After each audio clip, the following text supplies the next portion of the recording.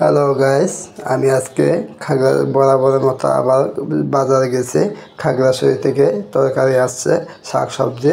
এটা প্রতি সপ্তাহে দুইবার হয়, দুইবার আসে, সোমবার আর বৃহস্পতিবার। তো আমিও ঠিক সময় মতো চলে যাচ্ছে। যদি বেশি দেরি হয় তাহলে অনেক মানুষ দামের কারণে নিতে পারবো না, আর তরকারি শেষ হয়ে যায়। কারণ এই তরকারিগুলো সপ্তাহে দুইবার আসে, সেই জন্য।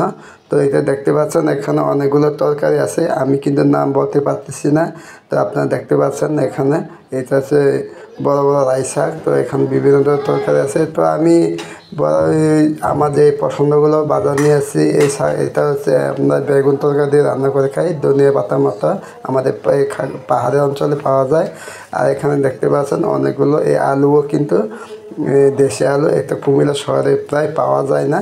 আর এখানে যেগুলো দেশি বলে পাওয়া যায়, এটা কিন্তু বঙ্গবিয়া। ঠিক আছে। তো এখন আমার এই যে একটু পাহাড়ের খাদ্য জিনিসগুলো পাহাড়ে পাওয়া যায়। তো আমি অনেকগুলো নাম হয়তো বলতে পারতেছি না, আপনারা জানা থাকলে কমেন্ট করে জানিয়ে দিবেন। আর লাইভটা আমার চ্যানেলটাকে শেয়ার করে দিবেন, সবাই দেখার সুযোগ করে দেবেন। আর যারা খাওয়ার আগ্রহী থাকে তারা কিন্তু সরাসরি আমাকে কমেন্ট করে জানাতে পারেন। তো সকলের ধন্যবাদ। সবাই আশা করি সবাই ভালো আছেন। পরবর্তী ভিডিওতে দেখা হবে নতুন একটা ভিডিও নিয়ে। সকলের ধন্যবাদ আবারও।